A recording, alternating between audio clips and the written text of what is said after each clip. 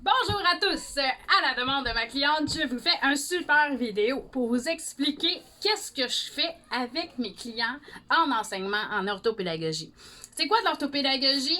C'est un enseignement spécialisé pour aller aider l'enfant là où il y a des difficultés. C'est pas juste enseigner pour enseigner, c'est partir là où il est pour débloquer, pour améliorer la compétence à lire, la compétence à écrire, la compétence à résoudre des problèmes en mathématiques ou à raisonner en mathématiques. Donc, c'est de l'enseignement, mais de l'enseignement spécialisé pour aider. C'est la différence. Maintenant, tu es là, tu écoutes cette vidéo, tu te dis, j'aurais besoin d'aide, soit parce que tu as fait le choix de faire l'école maison et tu aimerais être soutenu sur le plan pédagogique pour que ton enfant rencontre les objectifs du ministère de l'Éducation, t'assurer que portfolio, recourir à un professionnel, faire les examens et tout démêler ça, tu as besoin d'aide. Je suis là! Maintenant, si tu as fait le choix d'envoyer à ton enfant à l'école et que tu veux simplement lui offrir un soutien pour lui permettre de garder des bonnes notes ou d'augmenter ses notes, je suis là aussi. Maintenant, les prix, on se demande ça coûte combien. Normalement, c'est 60-70 $ de l'heure un orthopédagogue. Il faut que tu te déplaces au bureau. Moi, j'ai fait le choix de charger seulement 30 $ de l'heure et de le faire par Internet. Ainsi, je peux le faire de n'importe où.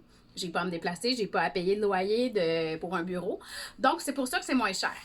Donc, 30 $ de l'heure en individuel si j'ai juste ton enfant. Par contre, si tu fais le choix de regrouper ton enfant avec d'autres enfants qui ont la même problématique, eh bien là, ça baisse à 10 $ de l'heure.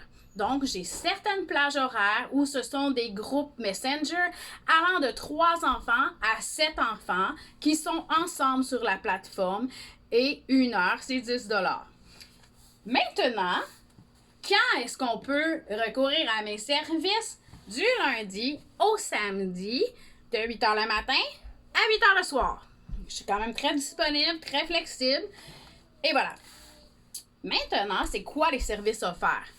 Je fonctionne pas par...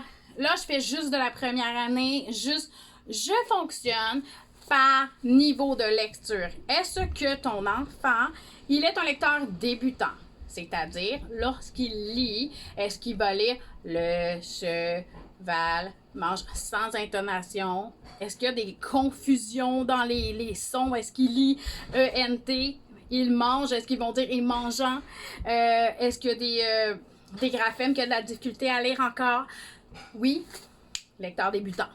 Donc, moi, je me fie premièrement sur la fluidité. Est-ce que quand il lit de manière assez rapide, en s'arrêtant à la ponctuation, en étant capable de mettre de l'intonation? Oui, sa fluidité, elle est correcte. Ça ne bloquera pas sa compréhension. Si la fluidité n'est pas correcte, il ne peut pas comprendre ce qu'il lit. Il ne lit pas comme il faut. Donc, c'est pour ça que j'y vais par niveau. Un enfant de secondaire 1 peut être encore un lecteur débutant, malheureusement. Donc, maintenant, à partir de où il est, de son âge, de son niveau, je le regroupe avec d'autres élèves ou je fais une intervention individualisée selon votre préférence. Maintenant, lecteur débutant, intermédiaire, avancé. Tout au long des exercices de fluidité, je vais quand même aller travailler ce qui est travaillé dans le programme en leur demandant des questions de repérage. Je leur pose une question, il faut retourner au texte, trouver la réponse dans le texte, et voilà. Comment je travaille la lecture? Avec des livres. Avec des livres qui sont intéressants et amusants. Mon préféré, c'est Narnia. Je suis toujours en train d'utiliser ce livre-là et 99% des enfants l'aiment. En anglais, je donne aussi des cours d'anglais. Harry Potter est très gagnant. Et pour les plus petits, je travaille beaucoup avec... je lis mes premières histoires.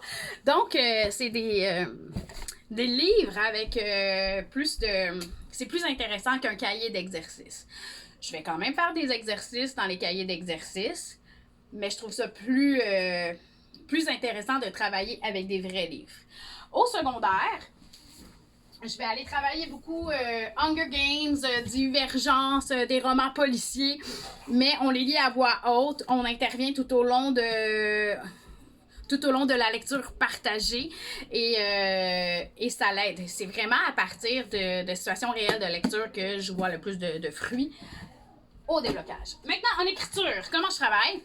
En écriture, souvent, ça va être par niveau. On va se créer une situation d'écriture. Je vais laisser les enfants écrire lorsqu'ils ont des pannes. Souvent, les enfants vont avoir des pannes, le syndrome de la feuille blanche. Je vais les amener à réfléchir, à formuler eux-mêmes leurs phrases. Et ensuite, ils vont écrire phrase par phrase. Donc, étant donné qu'il n'y a pas beaucoup d'élèves, je peux aller décortiquer et les aider à réfléchir pour que le processus d'écriture soit modélisé et individualisé. Donc, voilà. Maintenant, comment on travaille l'autocorrection? Ben, toutes mes règles de grammaire, je les travaille à partir de ce que j'observe chez les enfants. Souvent, les participes passés, l'infinitif, mordre, mordu, on travaille encore et encore, mais à partir de ce que je vois. Si la règle, ils la connaissent et l'intègrent à l'écrit, pas besoin de la travailler. Ensuite, les mathématiques. Là, les mathématiques, je vais être plus dans les cahiers d'exercice. Je travaille beaucoup avec la manipulation. Je vais encourager beaucoup les parents à cuisiner avec leurs enfants, à faire des gâteaux pour les fractions. Donc, il y a beaucoup de coaching parental à l'intérieur de mes leçons. J'encourage les parents à s'asseoir, écouter comment j'enseigne. Et lorsque le parent est là, des fois, je vais dire « Hey, tu sais, tu pourrais faire une recette, là, puis aller travailler ce que je viens de travailler pour réinvestir ce que je fais dans mes leçons. » Quel livre j'utilise maintenant? Pour le primaire, je vais beaucoup utiliser les 100 tests. Donc, pour le primaire, 100 tests pour 4e année, pour 1re année, pour 6e année. Je trouve que c'est quand même complet. C'est pas cher. Ça se trouve chez Costco. C'est facile à trouver. Donc, moi, je trouve que ça reflète bien l'ensemble du programme.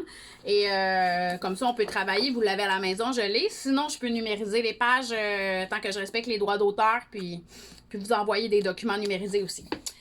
Ensuite, je travaille aussi beaucoup avec pas de problème en mathématiques.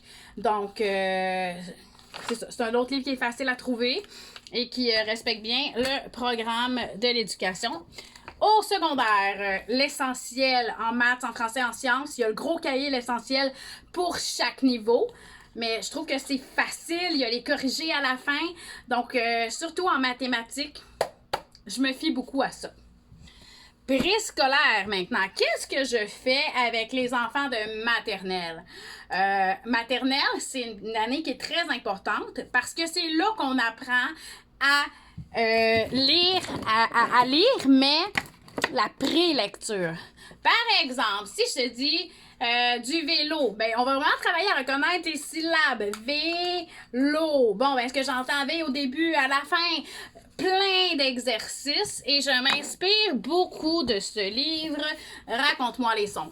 Beaucoup d'écoles vont travailler à partir de Alpha ou d'autres, la forêt de l'alphabet. Moi, j'ai un faible pour Raconte-moi les sons. Je trouve que c'est très bien expliqué. C'est une orthophoniste qui a fait le livre. Donc, c'est la conscience phonologique, le langage. Donc, au préscolaire, le langage parlé, la compréhension du langage, les histoires, préparer à la compréhension de lecture. On va lire des histoires, on va regarder les images, je vais poser des questions sur ce que j'ai lu. Ça prépare à la compréhension de lecture, parce que la minute qu'il va être capable de lire lui-même, il va être capable de se poser les bonnes questions dans la lecture. Éveil à la lecture, ainsi que le langage, même par Internet. Je montre les images. Mon amour, j'ai un paquet de jeux comme ça où l'enfant doit répondre à mes questions, m'expliquer pour travailler le vocabulaire, l'accès lexical, classer les éléments par couleur, par texture, texture pas par Internet, là, mais le programme de maternelle, je le passe aussi par Internet, par petites capsules. Donc, c'est pas mal ça, mes services. Également, pour les grands, tu sais, à partir de 5e, 6e année, là, on leur demande de s'organiser dans leurs devoirs. On leur demande d'étudier pour un examen. Et là, les stratégies d'organisation. Comment écrire dans ton agenda que telle date un examen? Comment planifier ton étude? OK, j'ai un examen telle date, là. Ben, je vais étudier 40 minutes par jour. Comment étudier? Le par cœur, là, c'est pas tout le monde qui sait comment étudier par cœur. Donc, même un adulte, moi, je connais un adulte de 48 ans qui a pas pu passer ton examen de conduite parce qu'il avait pas lu le livre, souligné les informations importantes, fait des résumés de qu'est-ce qui est important dans chacun des chapitres, sélectionner, aller dégager l'essentiel et mémoriser, se rappeler de qu'est-ce qu'on a noté, comment se faire un petit résumé à côté, ensuite bouger, aller enregistrer le résumé, aller jouer au basket.